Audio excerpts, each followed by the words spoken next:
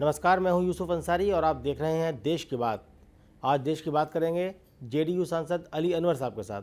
अली अनवर साहब, आपका बहुत बहुत स्वागत है आज देश की बात। शुक्रिया आपका।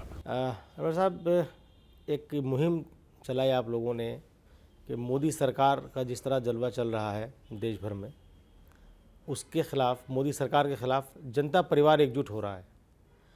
तो कितनी मुस्तैदी के साथ, या कहें कि कितनी ताकत बटोर पाएंगे, इतनी ताकत बटोर पाएंगे कि जो मोदी का जादू सब तरफ चल रहा है उसका मुकाबला कर पाएँ? देखिए, जलवा के साथ जहर भी है, इसीलिए इस जहर को काटने का हम लोग उपाय कर रहे हैं।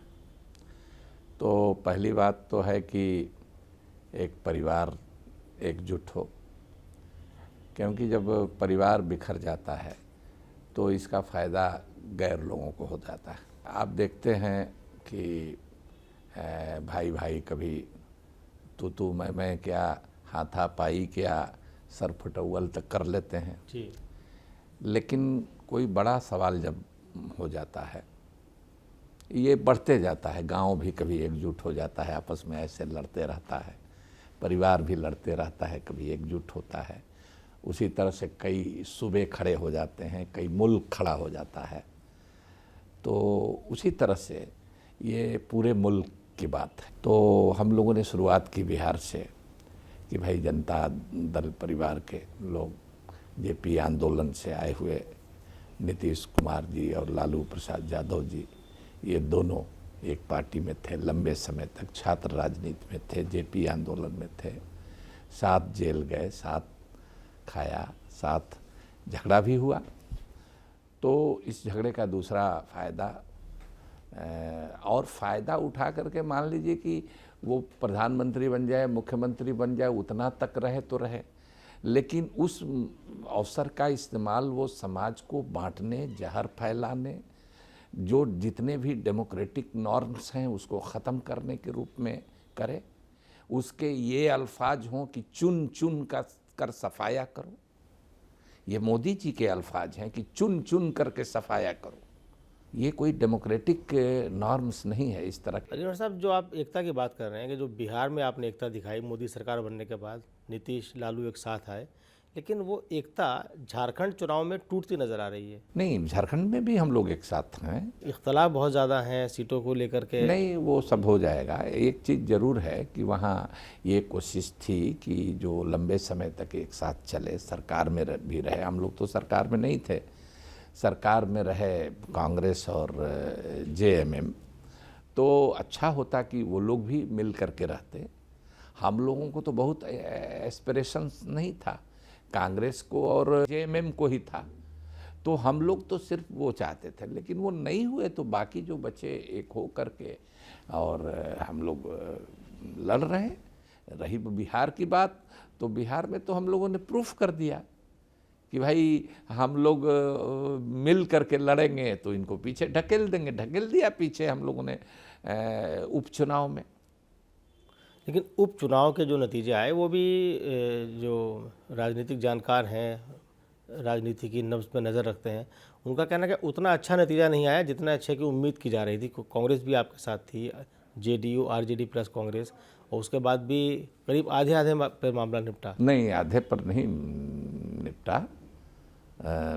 हम लोगों ने 60% सीटें उनकी जीती हुई सीटें हम लोगों ने उनसे छीन ली। तो इसका मतलब ये हुआ कि ये एक्सपेरिमेंट जो अगर कामयाब रहा आपका, तो अगले साल जो बिहार में चुनाव होंगे उसमें डेफिनेटली आप एक टक्कर दे पाएंगे। बिल्कुल, जनता परिवार मोदी सरकार को टक्कर दे पाएगा, एकदम टक्कर देगा और पूरी तरह एकजुट होकर के। और उस समय तो तुरंत फुरत हुआ, तो नीचे तक बात जाने में कुछ वक्त लगता है ना। अब तो नीचे तक बात चली गई है ना।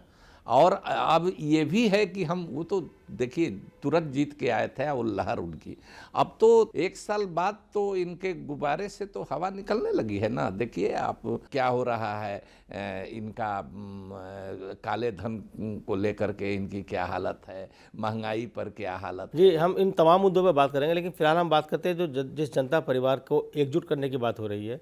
उस जनता परिवार में इतने सारे प्रधानमंत्री पद के उम्मीदवार हैं, जितने नेता सभी प्रधानमंत्री पद के उम्मीदवार हैं। देवेगौड़ा जी प्रधानमंत्री रह चुके हैं, मुलायम सिंह जी खुद अपने आप को उम्मीदवार मानते हैं, पिछली बार वो कोशिश भी कर रहे थे कि साहब देश की जनता उन्हें प्रधानमंत्री बनाए। लालू जी खुद कह चुके हैं कि साहब प्रधानमंत्री पद का मैं भी उम्मीदवार हूँ। नीतीश जी ने चुनाव से पहले खुद को कहा था कि साहब मैं मोदी से बेहतर प्रधानमंत्री हो सकता हूँ। तो इतने सारे प्रधानमंत्री पद के उम्मीदवार अगर हैं तो फिर इनमें आपस में कौन एक दूसरे के पीछे खड़ा होगा? मामला तो वहीं का वहीं आता है। देखिए, पहली बात ये, हम लोगों के यहाँ गांव में एक कहावत है कि मनना मिल जाएगा तो गणना बैठ जाएगी। यानी कि मन अगर मिल गया तो फिर गिनती बैठ जाएगी, कौन कितना लेगा, क्या लेगा, ये सब बैठ जाएगा, मामला तय हो जाएगा। अब रही बात, देखिए सबसे ग्लेयरिंग एग्जाम्पल इसका है, लालू जी और नीतीश जी इतने आपस में लड़ते थे और एक तरह से दो पोल की तरह थे, नॉर्थ पोल साउथ पोल की तरह थे। तो जिस तरह से वो मिले तो इसका मैसेज पूरे हिंदुस्तान में गया है। और देखिए कि लोग बैठ रहे हैं, मुलायम सिंह बैठ रहे हैं, देवगौड़ा साहब बैठ रहे हैं और दूसरे लोग बैठ रहे हैं। तो हम समझते हैं कि ये सिचुएशन का भी डिमांड है, ये वक्त का तकाजा है कि इस तरह के गठबंधन बने और एकजुट लोग नहीं होंगे तो मुकाबला नहीं कर सकते हैं, क्योंकि अगले जिससे हमारा मुकाबला है उसके पीठ पर पूरा कॉरपोरेट है, उसके वो उसके पास अफवाह की ताकत, नफरत की ताकत, तोड़फोड़ की ताकत। तोड़फोड़ का काम तो बहुत जल्दी ना हो जाता है, निर्माण काम करना, तामीरी काम में देर लगता है, और तोड़फोड़, हिंसा, आगजनी ये तुरंत फुरत होने वाली चीज़ है। तो वो इससे लोग सतर्क हुए हैं और जैसे जैसे समय बीतेगा जनता भी समझेगी कि इनका कारनामा क्या है। जी, बहुत सही आपने बात कही कि तोड़फोड़ जल्दी हो जाती है और तामीरी काम में देर लगती है।